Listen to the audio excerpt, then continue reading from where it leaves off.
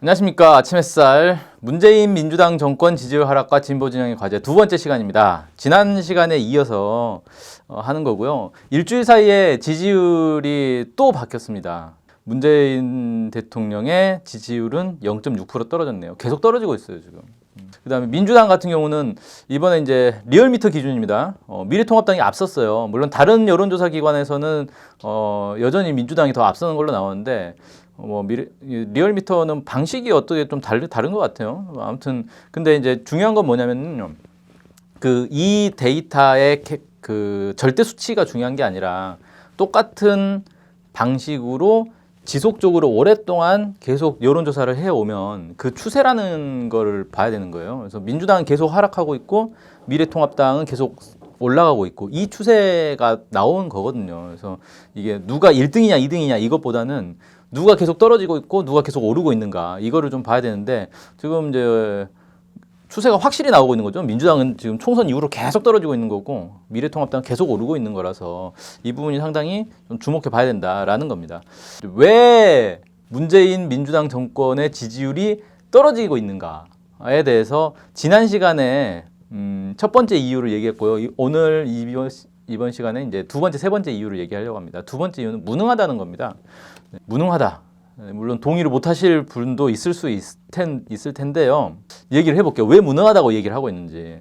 지금 제일 큰 이슈가 뭡니까? 국정 이슈. 부동산 문제죠. 물론 최근에 이제 그 정광훈 코로나가 갑자기 등장을 해가지고 이슈가 바뀌고 있는데 어쨌든 지난 총선 이후에 계속해서 1번 이슈는 그 부동산 문제였단 말이에요.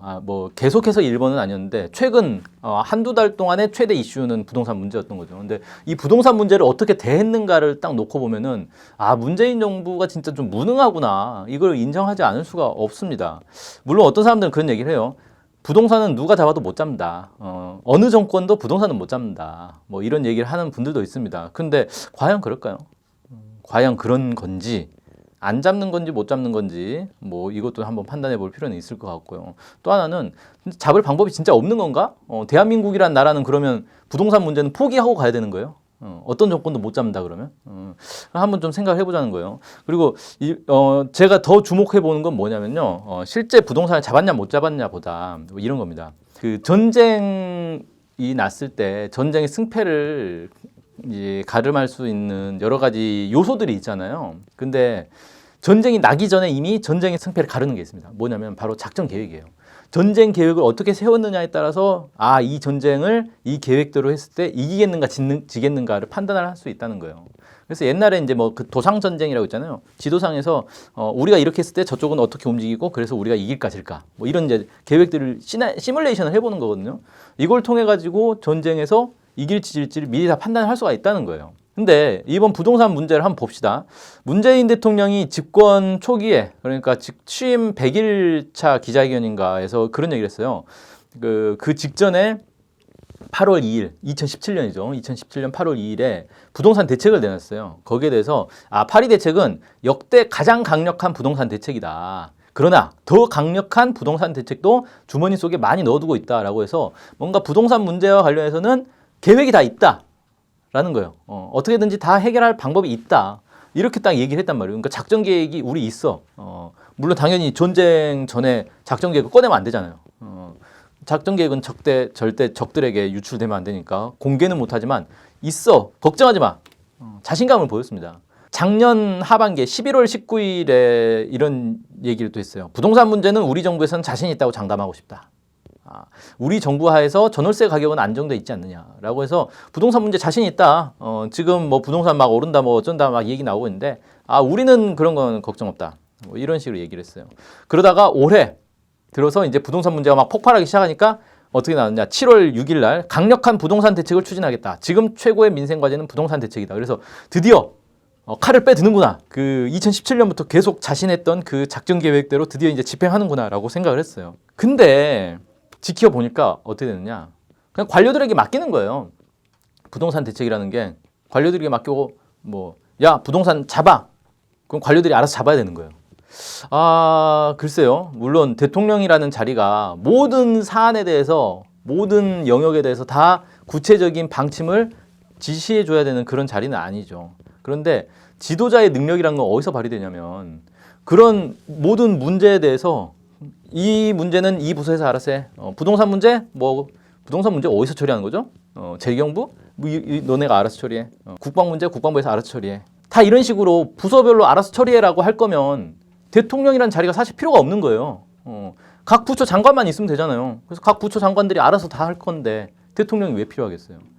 유능한 지도자라면 그런 모든 문제에 대해서 판단을 내려주는 겁니다. 판단의 기준이 뭐고 그래서 이렇게 해라 라고 해주는 게 바로 유능한 지도자의 표상이거든요. 근데 이번에 봅시다. 문재인 대통령이 부동산 문제 해결과 관련해서 어떤 얘기를 했을까?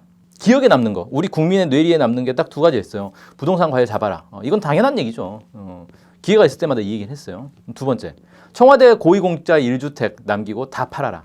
이 얘기를 했어요. 물론 이 상징적이죠. 아니 청와대 그 고위공직자 몇 명이나 된다고 그 사람들이 집 한다고 해서 집값이 잡힙니까? 상징적인 건데 이걸 통해서 내 의지를 보여주는 거예요. 내가 우리 청와대 사람들부터 다 정리시키겠다. 그러니 투기꾼들 너네도 다 정리해라. 이렇게 의지를 보여주는 거란 말이에요. 근데 이런 어떤 의지를 보여주는 건요. 진짜 작전 계획이 딱 제대로 나와 있고 그래서 이거를 집행하면 다 해결이 되는 그런 상황에서 이런 상징적인 모습 전장에 나가기 전에 장수를 목을 치면서 이렇게 본을 보이는 그런 거 있잖아요. 아니면 뭐 계백 장군이 결사전에 나서면서 가족들을 이렇게 막 다 죽이잖아요. 뭐 그런 것처럼 내 측근도 용서하지 않겠다. 뭐 이런 거예요. 이런 결기를 딱 보여주는 건데 작전 계획이 있을 때는 그게 효과가 있죠. 근데 작전 계획도 없는데 제대로 된 작전 계획도 없이 내 측근부터 치겠다. 이거는 그냥 쇼죠. 아무 효과가 없는 쇼인 거예요, 그냥. 이걸 보고 부동산 투기꾼들이 야 이번엔 진짠가 보다. 우리 끝장났다라고 생각하겠습니까? 그 더 황당한 건 뭐냐면요. 그 청와대 고위 공직자들 1주택만 남기라니까 집 할 거면 차라리 청와대를 그만두겠다라고 하면서 청와대를 다 그만둬 버렸어요. 더 우스운 꼴이 돼 버렸죠, 이거는. 계백 장군이 결사항전 나간다면서 내 가족들을 다 죽이겠다라고 했는데 가족들이 다 도망가 버린 거예요. 자기 살고 싶어 가지고. 그런 상황인 거잖아요, 지금. 꼴이 더 우스워져 버렸다는 거예요. 지금 이제 부동산 문제에서 제일 논란이 되는 것 중에 하나가 주택 임대 사업자 제도라는 게 있습니다. 이 제도 자체는 사실 이제 되게 오래된 제도예요. 뭐냐면 그동안에는 우리가 전세 월세 살 때 집주인들이 전세 월세를 그냥 받고 끝난 거잖아요. 근데 이거를 정부에 등록을 해요. 내가 전세 월세를 내주고 그걸로 수입을 얻는 사람이다라고 등록을 하고 투명하게 하는 거죠. 쉽게 말해서 월세 얼마 받는지 전세 얼마 받았는지를 투명하게 다 공개를 하는 거예요. 그러면 정부에서 혜택을 주는 거예요. 증여세라든지 뭐 양도세, 뭐 그다음 종부세 뭐 이런 데서 혜택을 줘요. 그러니까 이게 주택을 많이 가진 사람들한테 혜택을 주는 제도인 거죠. 근데 이게 주택 시장이 이제 막 그 좀 어려울 때 이럴 때 이제 이런 제도들을 도입을 하면 효과가 있다. 그래서 오히려 막 전세 월세가 너무 오르는 거를 이걸 통해서 막을 수가 있다. 그래가지고 이제 뭐 긍정성이 있는 것처럼 이제 막 묘사를 하면서 이 제도를 도입을 했고, 이 제도가 이제 혜택을 많이 줄수록 그 효과가 클 거 아니에요. 그래서 언제 혜택을 많이 줬냐면 박근혜 때 혜택을 진짜 많이 줬습니다. 그 전에는 혜택이 많지 않아가지고 실제 주택 임대 사업자로 등록을 한 사람이 많지 않았어요. 근데 박근혜 때부터 혜택이 어마어마하게 들어오니까 이걸 등록하는 게 오히려 이익이네. 내 월세 수입을 공개하는 게 오히려 이익이다라고 해가지고 등록을 많이 해가지고 이때부터 집값이 이제 쭉 오르기 시작합니다. 그러니까 박근혜 때 집값이 막 오른 거예요. 근데 문재인 정부 들어와서 그러면 이 제도가 문제가 있네?라고 해서 손을 봐야 될 거 아니에요. 뭐 혜택을 줄인다거나 아니면 제도 자체를 없앤다거나 그렇게 해야 되는데 그게 아니고 문재인 정부 초창기에 2017년에 주택 임대차 사업자의 혜택을 더 늘리겠다라고 얘기를 했어요. 그래서 많이 좀 등록해라. 그러니까 정부 입장에서는 뭐냐면요. 투명성을 강조하는 거예요. 그래서 너네 사업을 투명하게 해라. 그럼 보장해 주겠다. 근데 이게 관료들에게 일을 맡기면 이런 식으로 일을 처리를 합니다.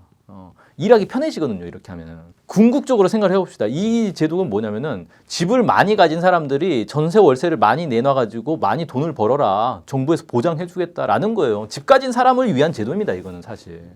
부추기는 거예요. 부동산 투기를 부추기는 제도라는 거예요. 당장 일시적으로 다른 부수적 효과가 나올 수도 있겠지만 근본적으로는 부동산 투기를 부추기는 제도다. 그래서 이걸 통해서 부동산 문제를 해결하겠다는 것 자체가 어불성설이라는 거예요. 그래서 이 제도에 그런 이제 근본적인 한계가 있는 건데 이걸 이제 혜택을 더 늘리겠다라는 건 사실 부추기는 거나 다름없죠. 그래서 실제로 보면은 그 임대사업 활성화가 된 그 박근혜 정부 들어와가지고 이 혜택을 늘리면서 이런 많은 그 임대사업 주택수가 그래프를 보시면 아시겠지만 쫙 올라가잖아요. 박근혜 정부 들어서서 이렇게 쭉 올라가는 거예요. 그래서 근데 이제 문제는 뭐냐면 이렇게 하니까 부동산 문제가 이제 막 그 집값이 막 올라요. 그러면 거기에서 대책을 내놔요. 대책을 내놨는데 그 대책이 효과가 없고 부작용이 있다. 막 이런 주장이 들어와요. 그러면 또 대책을 수정을 해요. 이거를 계속 반복을 합니다. 그러니까 이걸 이제 땜질 처방이다. 뭐 이런 식으로 얘기를 하는데 대책을 내놓고는 막 여기저기서 공격이 들어오니까 아 그럼 이건 좀 바꾸고 저것도 좀 바꾸고 저것도 좀 바꾸고 이걸 한 달도 안 돼 가지고 계속 바꾸는 거예요. 그러니까 무슨 대책을 내놓으면은 사람들이 아 저 좀 저러다가 또 바뀌겠구나. 실제로 한 달도 안 돼서 또 바뀌어요. 내놓는 대책마다 다 이런 식으로 바뀌는 거예요. 그러니까 지금까지 문재인 정부가 부동산 정책이라고 내놓은 게 22개나 됩니다. 그러니까 역대 정권이 부동산 대책이라고 할 때는 되게 좀 크게 뭐 숫자를 붙이냐면 70 부동산 대책, 뭐 617 부동산 대책 이렇게 하면은 이게 보통 2, 3년 동안 이렇게 이 효과가 쭉 가는 거거든요. 근데 이게 아니고 문재인 정부는 벌써 22개 대책을 발표를 한 거예요. 그러니까 이렇게 단명하는 대책들을 계속 발표하니까 오히려 시장에는 혼란을 주고 신뢰를 잃어버린 거죠. 저러다 또 바뀌겠지 뭐. 또 새로운 대책 내놓겠지. 다 이렇게 생각해버리잖아요. 그래서 아 이게 땜빵식으로 이렇게 사업을 했다. 이건 뭐냐면은 계획이 없었다는 거예요. 원래 이렇게 땜빵식으로 하는 게 계획이었겠습니까? 설마 그러진 않았겠죠. 야 이렇게 하면 되겠지라고 했는데 해보니까 안 되는 거예요. 또 이렇게 바꾸고 저렇게 바꾸고 저렇게 바꾸고 이건 애초에 계획이 없었던 거예요. 제대로 된 계획이 없으니까 임기응변식으로 그냥 사업을 하는 거죠. 그러니까 작전 계획 없이 일단 전쟁을 뛰어들어가지고 전쟁하다 보니까 아 정황이 이렇네. 그러면 이쪽으로 한번 가봅시다. 저쪽에 비행기 한번 보내보고 저쪽에 탱크 한번 보내보고 안 돼. 탱크 안 되네요. 그럼 어떡하지? 장갑차 보내보고 이런 식으로 지금 사업을 하고 있는 거 아니냐는 거예요. 전쟁을 치렀는데 작전 계획도 없이 일단 전쟁을 해보고 그 사이에 누가 죽습니까? 병사들하고 민간인들만 죽는 거예요. 그린벨트 해제 논란도 한번 얘기를 해볼게요. 이게 진짜 가관입니다. 7월 10일에 그 70 부동산 대책을 발표하면서 그린벨트 해제 검토 안 한다라고 발표를 했어요. 근데 7월 14일 날 4일 후에 그 경제부총리 있지 않습니까? 이 사람이 필요하다면 그린벨트 해제 검토하겠다라고 얘기를 했어요. 그리고 그 다음 날 그 국토부 차관인가 하는 사람이 오전에 그린벨트 해제 검토하지 않았다라고 해서 부총리 말을 하고 반대되는 말을 했죠. 그리고 오후에 다시 그린벨트 해제 다시 검토하겠다. 이렇게 또 얘기를 했어요. 하루도 안 돼가지고 말을 바꾸는 거예요. 그리고 20일, 5일 지나서 그 대통령, 국무총리 회동을 통해 가지고 그린벨트 해제 안 하는 걸로 정리를 했어요. 단 10일 동안에 해제 검토 없다, 한다, 검토 안 한다, 검토한다, 해제하지 않는다 이렇게 말을 바꿉니다. 이건 뭐냐? 애초에 그린벨트 해제를 할지 안 할지에 대해서 아무 계획이 없었다는 거예요. 계획 없이 그냥 경제 주체들이 뭐 부총리는 이 말하고 대통령은 이 얘기하고 국무총리 이 얘기하고 뭐 차관들은 또 딴 얘기하고 있고 이러고 있는 거다 지금. 계획이 없어요. 계획이. 무계획이 계획이다. 그런 건가요? 뭐 포스트 모더니즘으로 하나요? 자, 그 다음에 세 번째 공공임대주택 공급과 관련해서도 공공임대주택은 사실 이 부동산 문제를 해결하기 위해서 역대 정부가 다 얘기했던 것들이에요. 문재인 정부도 당연히 공공임대주택에 대해서 얘기를 했죠. 근데 그 이번에 이제 그 주택 대책을 발표하면서 부동산 대책 발표하면서 마포구 쪽하고 그다음에 과천 쪽하고 뭐 몇 군데 얘기를 했어요. 공공임대주택을 좀 늘려보겠다 이쪽에. 그랬더니 마포을 민주당 의원이죠. 정청래 의원하고 그다음에 과천시장 이게 또 민주당 소속이에요. 김종천 과천시장이 반대하고 나선 거예요. 아니 왜 우리 지역에 넣냐? 우리 지역 안 그래도 많다. 우리 지역 하지 말아라. 이런 식으로 얘기하는 거예요. 그러니까 어떻게 보면 이제 지역 이기주의다 뭐 이렇게 얘기할 수도 있는데 이 사람들 주장이 뭐 그냥 또 막무가내는 아니란 말이에요. 무조건 싫어가 아니라 아니 우리 지역 너무 많지 않냐? 왜 우리 지역에만 자꾸 이걸 넣냐? 뭐 이런 건데 다른 건 다 떠나서요. 이 사람이 잘했냐 못했냐를 떠나서 미래통합당 의원도 아니고 민주당 의원, 민주당 소속 시장이 정부 방침에 대해서 대놓고 반기를 들어버리면 이거 뭐 하자는 거예요? 애초에 조율을 안 했다는 거잖아요. 정부 여당이 어떤 큰 그림을 그려놓고 거기에 따라서 정부 청와대와 정부 각 부처와 여당이 한 몸이 돼가지고 움직이는 게 아니고 여기 따로 저기 따로 여기 따로따로 움직이고 있다는 거예요. 그러니 국민들이 볼 때는 얼마나 한심합니까? 같은 편 아니었어요? 그래서 아까 얘기한 것처럼 22번이나 부동산 대책을 발표해버리니까 사람들이 이제 또 나왔어? 또 대책이야? 그래. 심지어는 몇 번째 대책이냐 가지고 논쟁을 벌이고 있어요. 그러니까 부동산 문제만 놓고 봐도 이 정부가 진짜 어떤 사안이 있을 때 자기의 어떤 구상과 구도를 가지고 이거를 쫙 밀고 나가는 게 아니라 일단 건드려보고 안 되네? 그럼 다르게 해보고 막 이렇게 하고 있다는 거예요. 근데 이게 다른 문제면은 크게 문제가 안 됐을 수도 있는데 부동산 문제는 국민들의 관심이 아주 집중된 겁니다. 왜? 저도 집이 없어요. 그럼 집 없는 사람은 관심 없고 집 있는 사람은 관심이 있냐? 그게 아니에요. 집 있는 사람은 당연히 부동산 정책에 관심이 있겠죠. 집 없는 사람은 자기도 집을 사가지고 남들처럼 안정된 생활에 이 고수익을 누려보고 싶은 생각이 있기 때문에 집을 사고 싶어 한단 말이에요. 그럼 집을 살려면 어떻게 해야 되지? 집값이 너무 오르는데? 그럼 정부가 부동산 대책을 어떻게 내놓느냐에 따라서 내가 집을 사기 쉽겠다, 어렵겠다?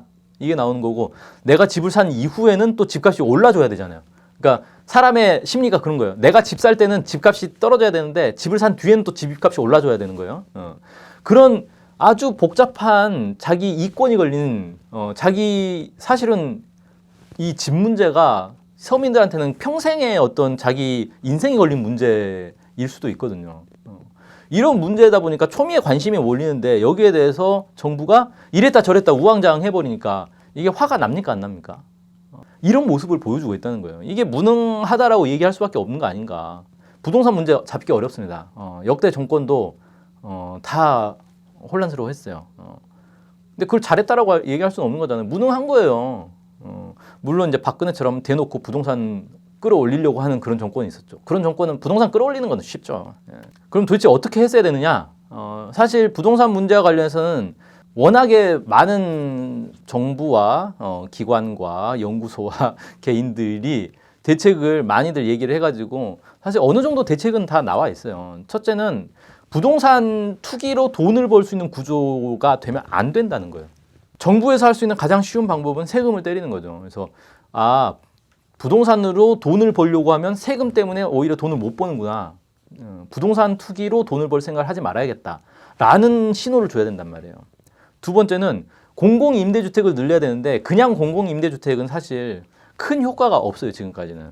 그래서 그 공공임대주택 보셨나요?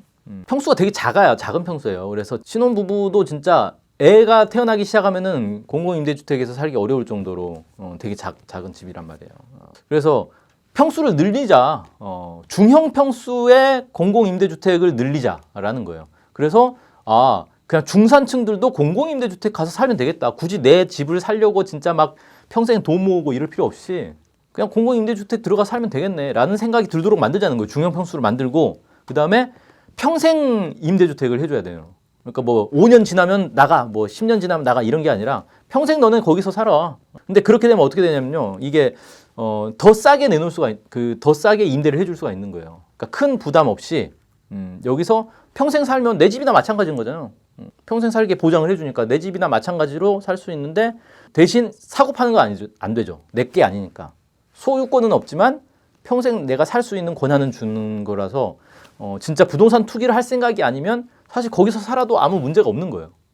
이런 거를 수백만 개의 아파트를 지어버리는 거예요. 짓자라는 거죠. 그러면 민간 아파트들도 가격이 떨어질 수밖에 없어요. 이렇게 하면 된다라는 거예요. 그 다음에 그럼에도 불구하고 이미 집을 가지고 있는 사람들 있잖아요. 근데 그 상당수의 사람들이 집을 가진 때 진짜 부자가 아닌 이상은 다 대출 끼고 사는 거거든요. 내 돈 1억에다가 대출 한 2, 3억 해가지고 4, 5억짜리 집을 사고 막 이런 시기로 산다는 거예요. 그래서 이런 사람들이 집을 이렇게 대출을 끌어당겨서 집을 사놨는데 집값이 떨어져가지고 이 대출금 갚느라고 이제 난리가 나는 뭐 개인 파산을 하고 이런 난리가 나는 상황은 막아야 될 거 아니에요. 이게 이제 진짜 부동산 투기를 하려고 막 여러 채를 사는 게 아니라 1가구 1주택인 사람들. 이런 사람들에 대해서는 금융 정책을 통해 가지고 구제책을 마련을 해줘야 된다라는 겁니다. 이런 것들을 하면은 부동산 문제 잡을 수 있을 것이다라는 게 대체적인 의견인데 이거를 이제 어느 정부도 이걸 추진을 하지 않았죠. 지금 이제 문재인 민주당 정부도 사실 처음부터 이걸 하려고 하진 않았어요. 말은 좀 나왔었죠. 근데 이번엔 이걸 하려고 하는 거예요. 근데 그렇게 된 과정에 누가 있었냐면 이재명 경기도지사가 있었습니다. 이재명 경기도지사가 자기는 이걸 하겠다라고 해버린 거예요. 그러니까 아 이렇게 해야 되는 거구나라는 거를 알았는지 아니면 민주당하고 어떤 조율이 있었는지 뭐 모르겠는데 아무튼 이재명 도지사가 막 밀어붙이니까 정부에서도 이걸 받더라고요. 그래서 이걸 하는데 한번 지켜봅시다. 이게 이걸 그대로 하면은 사실 잘 될 거라고 봐요. 근데 물론 그 과정에서 정부가 이제 국민들에게 정확한 신호를 이제 줘야 되는 거죠. 신뢰를 줘야 되는 거고. 참 이제 지금 정부의 모습을 보면은 되게 안타까운 것들이 많은데 그 중에 하나가 좀 고구마 같다라는 평가들 많이 하잖아요. 아, 문재인 정부 보면 좀 고구마 같아. 뭐 시원시원 사이다처럼 좀 정국 운영하면 안 되나? 맨날 이렇게 되게 신중하고, 그러니까 문재인 정부의 장점은 있어요. 신중해요. 함부로 뭘 하진 않습니다. 가볍지 않아요. 근데 지금 국민들이 바라는 건 그게 아니고 적폐청산에서 진짜 어떤 자기의 뚜렷한 계획을 가지고 막 밀어붙이기를 원하는 거예요. 밀어붙여서 승리하기를 원하는 거예요. 근데 지금은 되게 신중하게 가만히 있습니다. 그래서 승리하는 모습을 못 보여주는 거예요. 완전히 막 당하지는 않지만 그렇다고 승리도 못하는, 이거 되게 고구마 먹은 것 같은 답답함이라는 거죠. 그래서 지금 국민들이 바라는 건 그게 아니다. 그래서 제가 최근에 이제 약간 뜬금없는데 영화 얘기를 잠깐, 영화 배우 얘기를 하자면 제가 영화 배우를 많이 아는 건 아닌데 마동석이라는 이 배우가 있어요. 다들 잘 아실 거예요. 작년에 보니까 작년 한 해만 영화를 3편을 찍었어요. 다 주연으로. 영화를 되게 많이 찍죠. 다 액션 영화예요. 이 사람 몸이 막 팔뚝이 이렇잖아요. 근데 이 배우의 배역을 보면은 이 기존의 액션 영화의 주인공들하고는 다릅니다. 완전히 달라요. 뭐가 다르냐면 기존 액션 영화는 주인공이 나쁜 놈 이제 최종 그 두목이 있어요. 최종 보스라 그러죠. 예, 나쁜 놈 두목이 있고 주인공이 막 해서 이기는 거잖아요. 이 과정에서 엄청난 어려움을 겪어요. 막 시련도 겪고 막 미스터리에 빠지기도 하고 함정에 빠지기도 하고 막 그러다가 결국은 마지막 이 최종 두목을 만납니다. 근데 얘가 힘이 세요. 그리고 여기는 부하들 없애면서 오느라고 되게 지쳐있고 그래가지고 막 위기에 몰려요. 그러다가 뭐 가까스로 무슨 갑자기 고추장 정신을 발휘해서 막 정신력으로 막 이겨낸다거나 아니면 기지를 발휘해가지고 뭘 어떻게 해가지고 한다거나 해서 겨우 이기는 거예요. 그러니까 이 그 손에 땀을 쥐는 그런 이제 아슬아슬함이 액션 영화의 어떤 기존의 그 영화 문법이었단 말이에요. 그런데 마동석이 맡은 배우 역은 그런 식으로 하는 게 아니고 그냥 막 밀어붙이는 거예요. 상대편 두목을 향해서 그냥 쭉 가는 거예요. 그냥 중간에 뭐 나쁜 놈들 나오는 거 다 그냥 뭐 신경도 안 쓰고 가는 거죠. 그래가지고 저하고 만났는데 얘가 뭔가 우위에 있지 않고 그냥 일방적으로 깨지고 끝나버려요. 그래서 어떤 사람들은 마동석 영화 나오면 솔직히 긴장감이 없다. 어차피 이길 건데 뭐 그냥 다 쓸어버리는데 라고 이제 얘기하는 사람도 있는데 또 어떤 사람들은 통쾌하다, 시원시원하다. 예전 영화들 보면 주인공이 막 진짜 아슬아슬한 게 이게 스릴 넘치는 것보다는 되게 이제 답답함을 주는 거예요. 고구마 같고. 좀 통쾌하게 이길 수 없나? 시원시원하게 이길 수 없나? 꼭 저렇게 위기를 겪고 막 아슬아슬하고 질 것 같은 하다가 겨우 이기고 꼭 이렇게 해야 되나? 지금 우리 이제 적폐와의 싸움에서 우리가 진짜 시원하게 좀 이기고 싶다라는 거예요. 맨날 적폐들한테 두드려 맞고 뭐 조국 장관 쫓겨나오고 뭐 윤미향 의원 고립되고 이런 모습을 보는 게 이제 너무 답답한 거죠. 그러다가 이제 겨우겨우 막 이겨내고 조국 장관도 지금 요즘 이제 뭐 합니까? 막 그 언론이나 뭐 이런데 막 명예훼손 이런 걸로 고소하고 막 그러잖아요. 그런 거 보면서 사람들이 막 잘한다고 박수 친단 말이에요. 근데 그럼 뭐예요? 이미 장관 쫓겨났는데. 그러니까 이 과정이 너무 답답한 거예요. 진짜 일방적으로 좀 쓸어버릴 수 없나? 적폐들을 그냥 다 시원시원하게 쓸어버릴 수 없나? 그러려면 근데 뭐가 있어야 됩니까? 능력이 있어야 되는 거예요. 능력이 있어야 쓸어버리죠. 내가 쓸어버리고 싶다고 쓸어버릴 수 있는 게 아니잖아요. 그러니까 마동석은 보세요. 팔뚝이 이만하니까 쓸어버릴 수 있는 거예요. 그러니까 뭐 적들이 아무리 달려들어도 그냥 다 팔 한 번 휘두르면 다 날아가 버리잖아요. 그런 모습을 보고 싶어한다. 지금 통쾌하게 시원시원하게 이기는 모습을 보고 싶어한다. 사이다 같은 그런 정치를 보고 싶은 거죠. 문재인 정부에 대해서 저는 어떻게 생각하냐면 옛날에 노무현 정부 시절에 청와대 비서실장을 했단 말이에요. 노무현 대통령이 어떻게 성공하고 어떻게 실패하는지를 옆에서 다 봤겠죠. 노무현 대통령도 약간 사이다형의 지도자였잖아요. 막 통쾌하게 할 말 다 하고 막 지르고 적폐 세력들하고 정면으로 막 승부하고. 근데 이기지를 못했어요. 왜? 실력은 안 되는 거였어요. 사이다 같은 기질은 있었는데 실력이 안 되니까 결국은 승리하지 못했죠. 근데 원래 이제 그 우리 역사를 놓고 보더라도 지도자가 있으면 그 지도자의 후임이 있어요. 이 지도자가 좌편향을 겪으면 이 지도자는 우편향을 겪습니다. 왜? 내 선대 지도자가 좌편향을 하면서 실패하는 모습을 보면서 난 저러지 말아야지 라고 하면서 거꾸로 가는 거예요. 그러니까 자전거를 타는데 이쪽으로 기울어지니까 난 이쪽으로 기울어지면 안 되지 하고 이쪽으로 기우는 거예요. 근데 이쪽으로 기울어져서 넘어지나 이쪽으로 기울어져서 넘어지나 둘 다 넘어지는 건 마찬가지거든요. 자전거를 탈 때는 균형을 잘 잡아야 되는 거예요. 이쪽으로 넘어질 것 같다고 해서 이쪽으로 기울여가지고 이쪽으로 넘어지면 그건 뭐 어차피 넘어지는 거 똑같은 거죠. 자전거 타듯이 문재인 정부도 지금 노무현 대통령의 실패를 보면서 나는 되게 신중하고 가볍지 말아야지. 정면 승부하지 말아야지. 약간 이런 게 있지 않는가. 사이다형의 정치인 해서 실패하니까 나는 고구마형의 정치인이 돼야지. 이런 게 좀 있지 않냐라는 생각이 드는데 그렇게 하면 안 된다라는 거죠. 자, 다음으로 좀 넘어가 볼게요. 세 번째 이유로 가보겠습니다. 승인 정책 추종. 이건 남북관계 대외 정책에서의 문제예요. 문재인 대통령이 지지율이 막 치솟았을 때가 있었어요. 2018년 4월 27일 4.27 판문점 선언 직후에 여론조사를 했더니 86%까지 지지율이 치솟았습니다. 86%면 진짜 거의 국민 대통합을 이룬 거죠. 이거는 완전히 압도적인 지지란 말이에요. 그 다음에 9월 달에 9.19 직후에 이때는 지지율이 많이 떨어지는 상태였어요. 계속 떨어지고 있다가 9월 달에 평양 정상회담을 딱 하고 나니까 53%에서 59%로 6%가 한 번에 그냥 일주일 만에 치솟아 버렸어요. 이런 걸 놓고 보면은 남북 관계가 잘 되면 문재인 대통령에게 도움이 되는구나. 지지율이 오르는구나. 이런 걸 좀 알 수가 있죠. 근데 지금 어떻습니까? 9월 달에 9월 평양 공동선언 나왔을 때만 해도 사람들이 와, 이제 진짜 남북 관계 뭐 잘 되려나 보다. 북미 정상회담도 했고 남북 정상회담도 했으니 이건 뭐 안 될 수가 없다라는 거잖아요. 근데 갑자기 9월 달에 그 얘기 나오고 나서 트럼프 대통령이 승인 발언을 합니다. 한국 정부는 미국의 승인 없이는 아무것도 할 수 없습니다. 라고 정확하게 딱 얘기를 해요. 내정 간섭성 폭언이죠. 폭언. 세상에 어느 나라가 다른 나라 정부가 내 승인 없이는 아무것도 할 수 없어 라고 얘기할 수 있어요. 이건 말이 안 되는 거거든요. 근데 거기에 대고 문재인 대통령이 항의를 한 게 아니라 무슨 소리냐.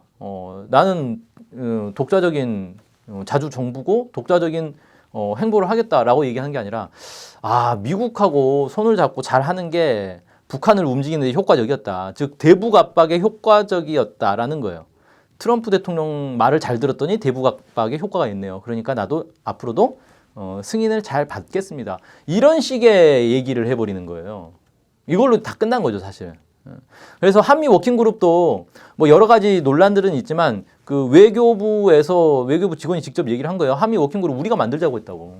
미국에서 시켜가지고 억지로 한 게 아니고 우리가 만들자고 해서 우리가 만든 거예요. 그래서 여기에 주인답게 참가하고 있어요. 열심히 가가지고 우리 이거 해도 돼요? 저거 해도 돼요?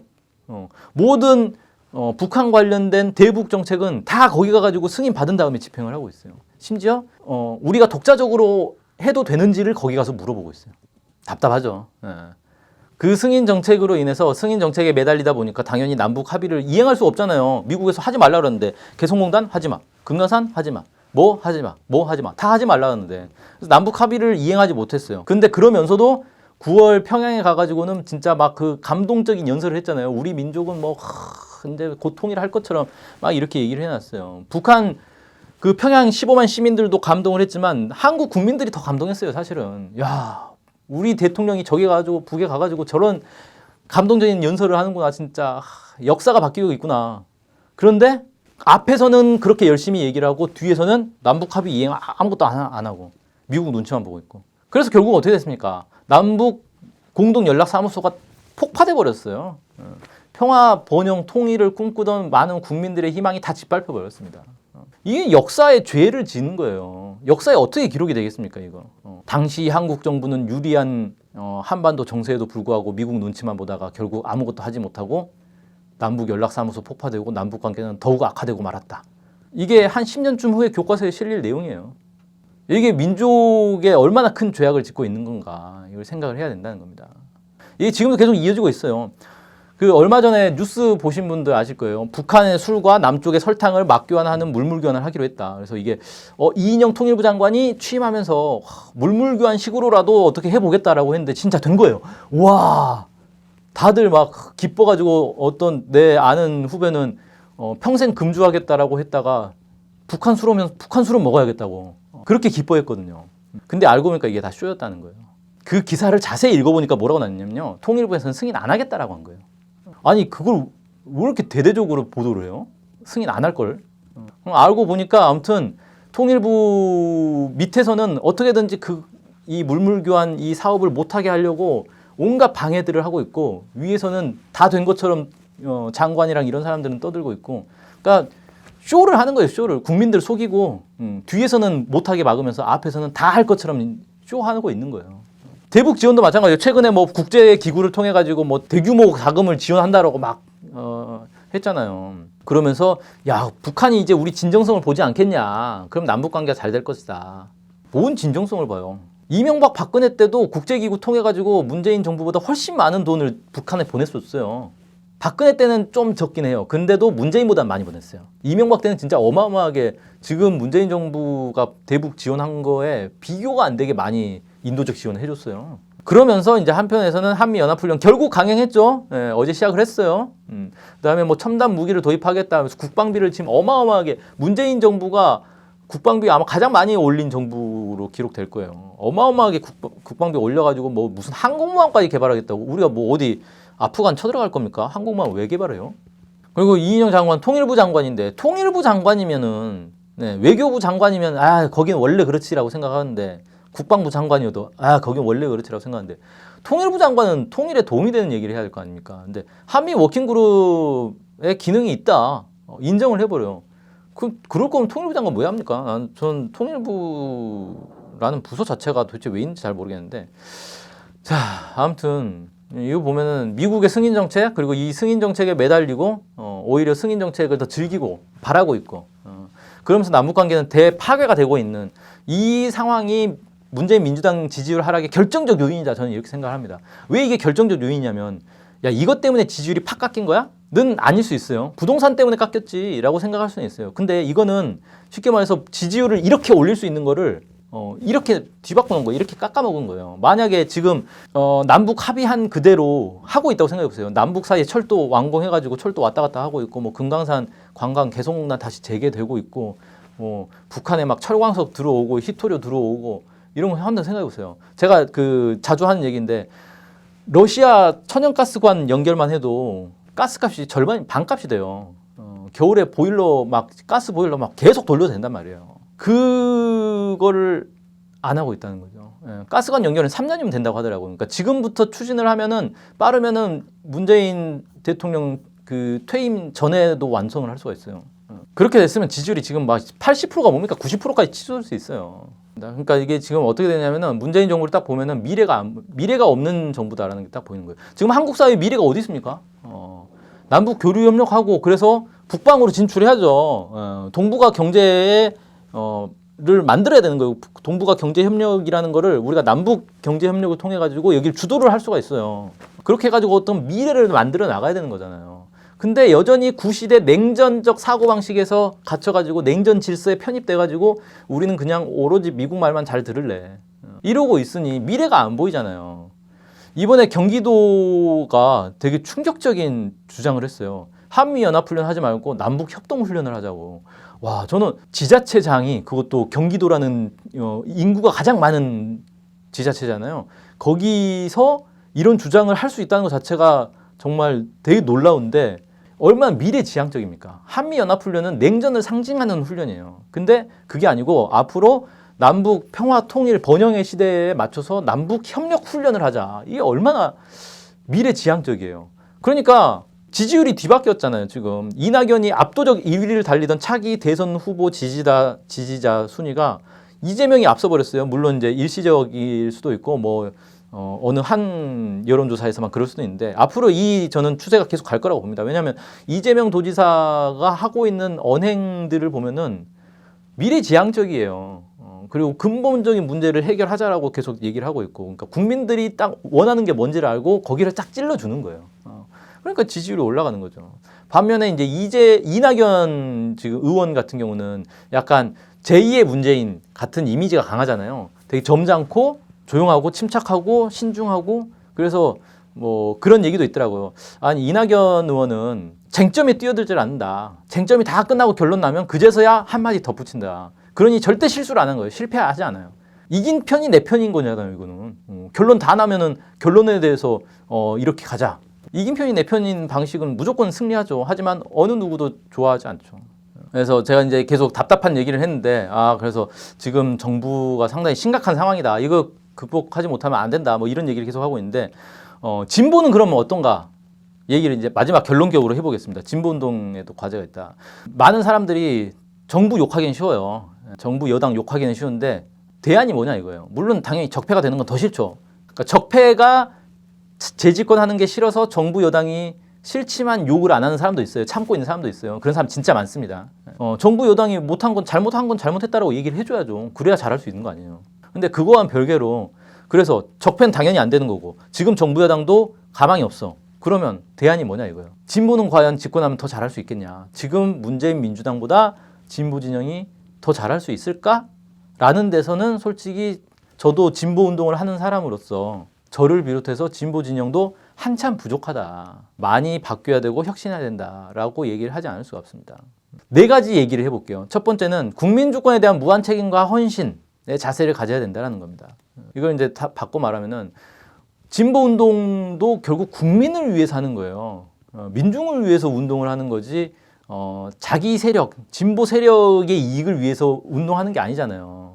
뭐 정치인들이야 당연히 입만 열면 국민을 위한다 그러는데 진보 진영이야말로 순수하게 국민을 위해서 운동하는 세력 아닙니까? 근데 실제 하는 모습을 보자 이거예요. 진보 진영 안에서도 서로 세력을 나눠가지고 주도권을 잡기 위한 패권 경쟁, 그리고 그 안에서도 상층 간부와 하층 간부 사이에 나타나는 관료주의, 권위주의 이런 모습들이 비일비재하게 나타난다는 거예요. 또 하나는 좀 옛날 80년대 유행하던 말 있죠. 룸펜이란 말 요즘은 안 써요. 백수라는 말을 쓰죠.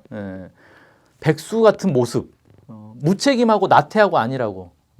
아침에 좀 늦게 일어나가지고 늦었네 지각이네.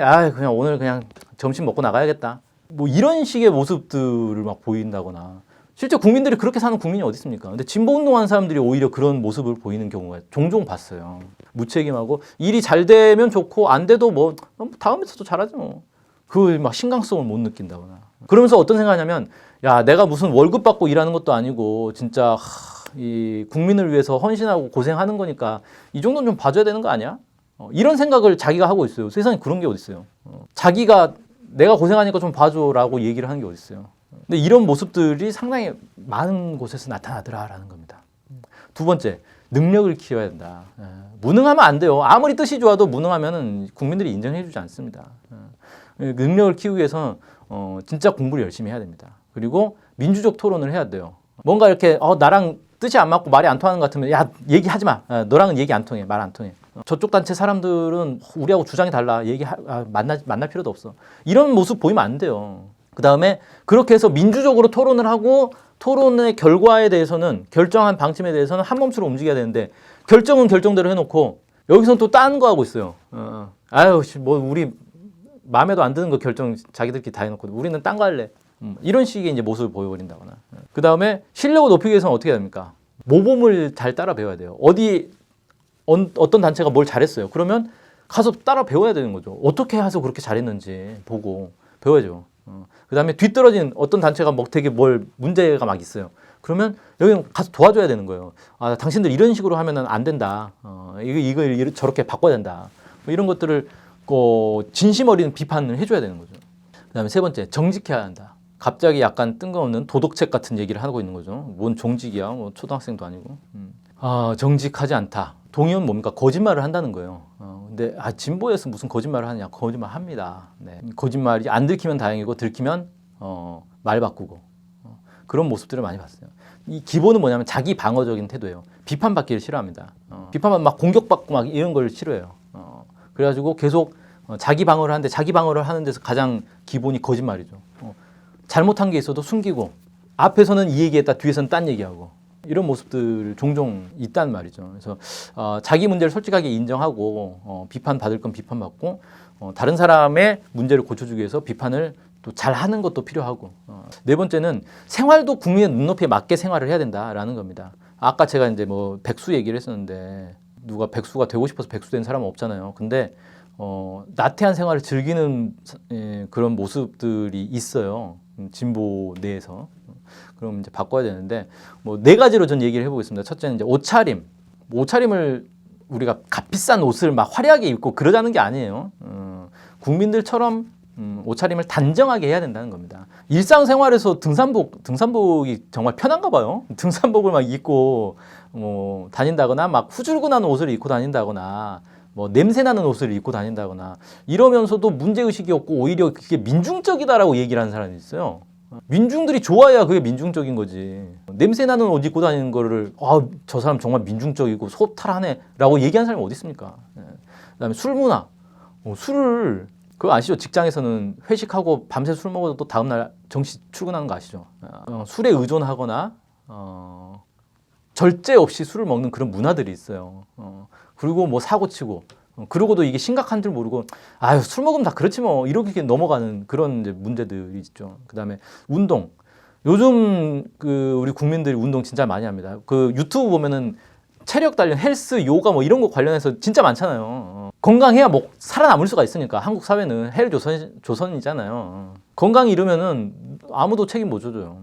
그래서 건강하려고 되게 노력을 하는데 진보 운동하는 사람들이 이런 데서 좀 되게 뭐랄까 건강 이런 거 왠지 좀 개인주의적인 모습 같고 막 이렇게 느껴지는 게 있는 건지 모르겠는데 나태해서 그런 건지 모르겠는데 아무튼 운동을 잘 안 하고 싫어하고 체력 단련에 게으른 그런 모습들 많이 봅니다. 그래서 저도 요즘 운동하려고 열심히 노력은 하고 있습니다. 네. 언어 생활도 제가 어떤 얘기를 하고 싶냐면은 이 독재 정권하고 막 과거에는 독재 정권과 싸우고 그다음에 지금 막 적폐들하고 싸우고 그다음에 막 미국 일본의 이 제국주의들과 싸우고 막 하다 보면은 기본 분노를 가지고 싸우잖아요. 그 막 상스러운 욕이 막 나오고 막 이런 경우들이 있고 막 거칠게 표현하고 근데 이런 것들이 일상생활에서도 그대로 유지가 되는 거예요. 그러면서 적들과 싸우다 보니까 뭐 말버릇이 이렇게 됐어. 어쩌라고가 뭐예요? 상스러운 말, 거친 말을 쓰는 게 잘하는 게 아니에요. 일상생활에서 그러는 건. 뭐, 그리고 사람들하고 어울려 섞어 살면서 그런 말을 쓰면서 다른 사람들이 어떻게 생각합니까? 저 사람하고는 얘기하기 좀 껄끄러워. 부담돼. 얘기하기 싫어, 저 사람하고는. 이렇게 되면 안 되는 거예요. 실패한 거죠. 언어 생활에도 국민의 눈높이에 맞춰야 되겠다라는 겁니다. 그래서 결론적으로 뭐냐면요. 이 진보 운동이 국민의 선망을 받아야 돼요. 그래야 신뢰를 받고 지지를 받고 그래서 집권할 수가 있는 거죠. 집권하고 나서도 계속 지지를 받아서 뜻을 펼칠 수가 있는 거죠. 근데 그게 아니고 국민들이 진보운동 좀 별론데? 라면 안 되는 거잖아요. 그런 반응이 나오면 안 되는 거예요. 그래서 진보운동도 끊임없이 우리가 이제 혁신을 해서 국민의 선망을 받는 멋쟁이가 되어야 된다. 뭐 이렇게 말씀을 드리겠습니다. 이걸로 두 차례에 걸쳐서 얘기를 쭉 진행을 했는데 강연 마치겠습니다. 고맙습니다.